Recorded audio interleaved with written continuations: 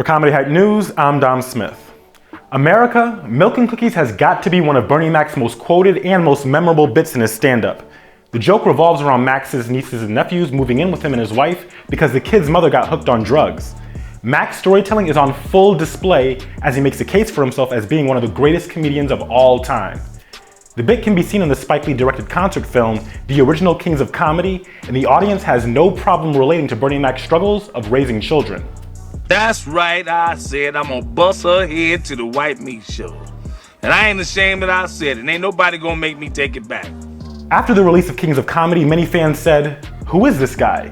Don't get me wrong, we knew him from our favorite movies like Friday, The Players Club, and How to Be a Player, but after the Kings of Comedy, we knew this guy's name. There's a reason why Bernie Mac closed out the show.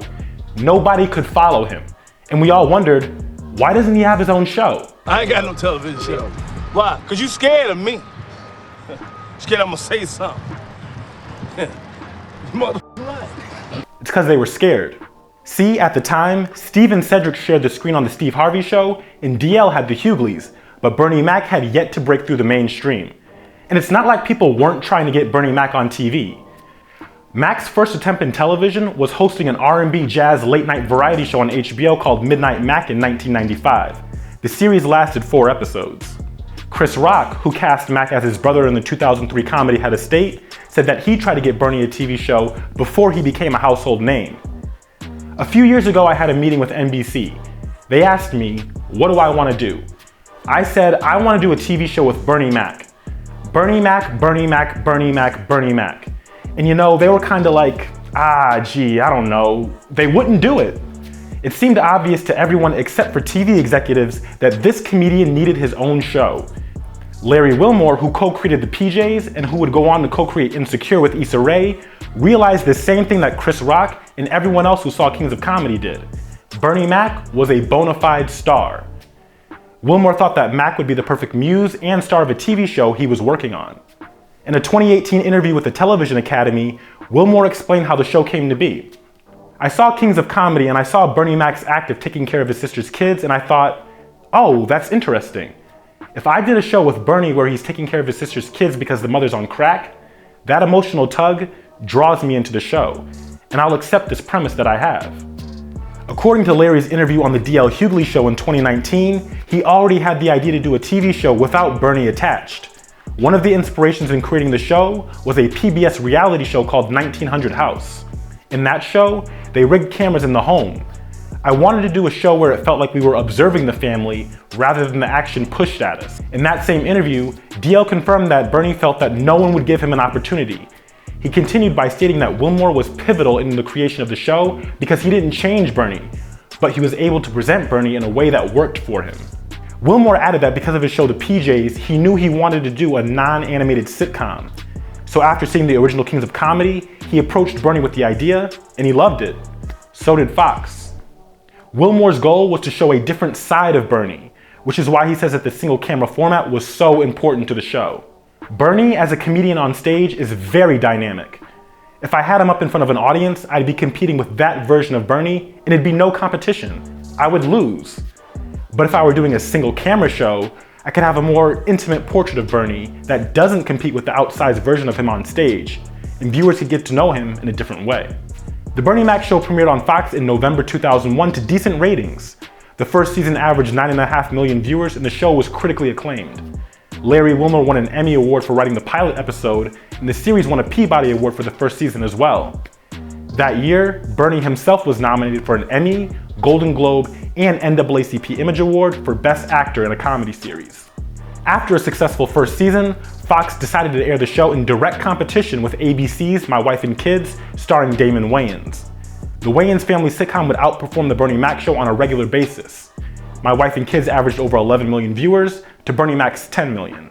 Yes, the show fell behind My Wife and Kids, but the second season of the Bernie Mac show delivered higher ratings than the first season, and for some reason, the network still wasn't satisfied with the show. In that same interview with the Television Academy, Wilmore remembers the night he won the Emmy Award, where the head of Fox said, "Well, I guess now we can't fire him." Apparently, even before the second season premiered, Larry Wilmore's relationship with the network soured. Wilmore says Fox tried to divide him and Bernie, which proved to be successful by the middle of the second season. In the interview, Larry wonders if it was Bernie's personal demons that might have gotten in the way when it came to who really created the show. Wilmore added that it's possible Bernie may have felt that something was stolen from him.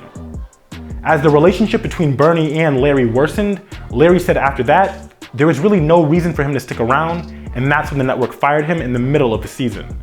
Variety reported that Wilmore and the network constantly clashed over the direction of the show, and Fox felt the show wasn't delivering enough laughs. While Wilmore was the showrunner, he constantly received network notes interfering with the creative process. The network notes started right from the beginning. According to Entertainment Weekly, Wilmore revealed that the network didn't like it when Bernie spanked Jordan in the middle of the drugstore in the pilot episode. Larry responded, "Sorry white people, but black people spank their kids," then proceeded to ignore the note. Eventually, tensions between Wilmore, Bernie, and Fox got to the point of no return, and Fox fired Wilmore halfway through season 2. After Wilmore's firing, the network pushed the show's time slot back an hour. The show was no longer competing with My Wife and Kids, giving it a ratings boost. The Bernie Mac show now followed American Idol, giving it even better ratings than the first season. A 2003 article on the TV Guide details Mac's feelings towards Wilmore's firing. You know networks.